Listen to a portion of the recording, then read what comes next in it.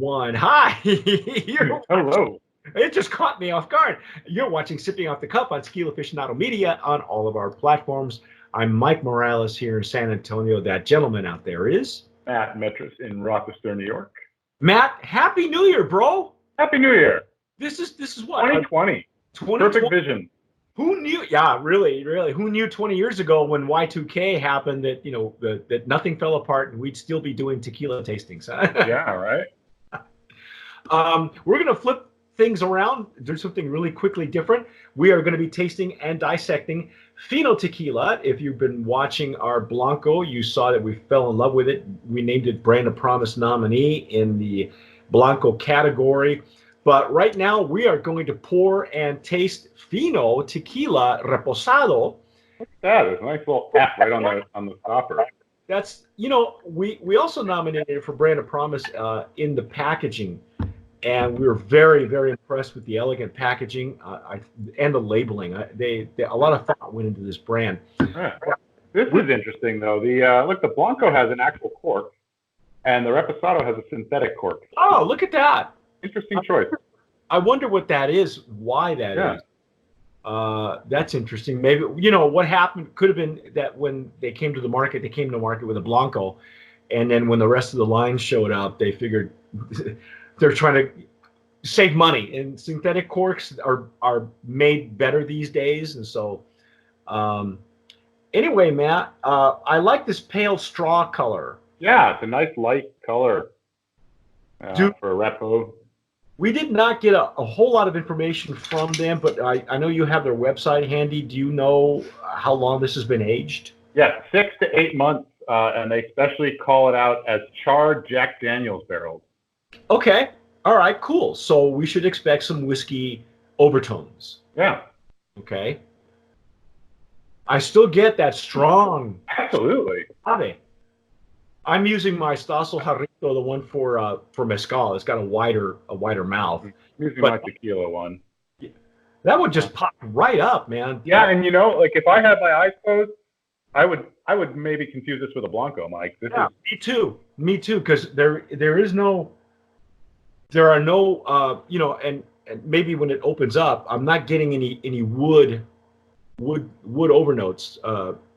And they are saying it's a charred barrel, so you would think that there would be something renewed in there, some oils or something, spiciness. Yeah, I'm getting a whole lot of agave. Yeah, me too. It's almost as if whatever barrel it was in is just enough to escort more of the Blanco notes. Yeah, doesn't make any sense. There's some distilleries doing that, using really end-of-life barrels to meet the technical requirements while not changing the profile all that much.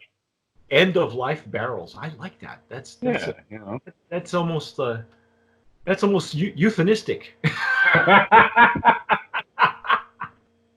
It's time for the end-of-life barrel.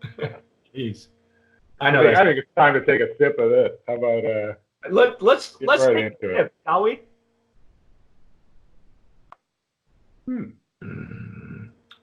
Oh my! Well, now the barrel's here. There's definitely some oakiness. Yes, but it's really pleasant. It's that whiskey. It's that it goes in sweet. I gotta say, and you and I have talked about it last year in 2019 and even 2018. We said Reposados are making a comeback. They are. Statement. This Reposado is making a statement. Absolutely. This is not an afterthought. No, and that historically has been what happens sometimes. Is you make your Blanco, you make your Añejo, and you kind of shove something in the middle to fill out the line. But this is definitely intentional. Yeah, because what is driving the market, of course, right now is the premium, super premium, and the añejos and extra añejos are really where the money is if you're in this business, and it's driving the growth of the tequila market, even though it's still depending on which numbers you're looking at, either number 3 or number 4. behind whiskey and vodka. Mhm. But I'm really really enjoying this Reposado. Wow, this is, I'm gonna say it. This is really well balanced as a Reposado. You have great agave. Even more. I'm getting even more agave than I did with the Blanco. Mm-hmm. And I think the wood notes are what escorts it up. It's just it's a not one is not over one is not over powering the other. In my no, absolutely. I think it's a really good balance. I like this. I'm gonna go ahead and nominate this for Brand of Promise. Right. Got your sign. Boom. Brand of Promise nominee in the Reposado category for 2020. Wow. This is amazing. What do we know for a price point? This is pretty surprising too. So just like the Blanco, they have limited distribution. So I'm assuming they're working on that. I found one site, Binny's Beverage Depot, that sells it online, and the Reposado is $31.99. Are you kidding me? Not crazy. What, you said the Blanco was at 28, something like that? 29. So there's only a $2 price difference between the Blanco and the Reposado. Wow. Yeah. And this one was what, 31? $32, I'm sure, plus tax and shipping. But $32 for a Repo is really value. And this is not what we would normally consider a value tequila. This is good. That's just it. I think it's got this is a triple threat, and I'm gonna make sure that we get this in all three categories, in Blanco, in bottling, because I love the elegant look to it, and very classy. It looks great on the shelf. Yes. We had decorated for Christmas, and my wife put a lot of the tequila away for Christmas time, because I have a nice spread on the shelf behind me. You can see it's kind of blank. They haven't made it back out yet. But these ones got to stay out, not just because we were taping, but because they're really nice looking. Yeah. Packaging, we've got the Blanco and of course the Reposado, and in value. Ladies and gentlemen, you can't beat this with a stick. It is also female owned. Mm-hmm.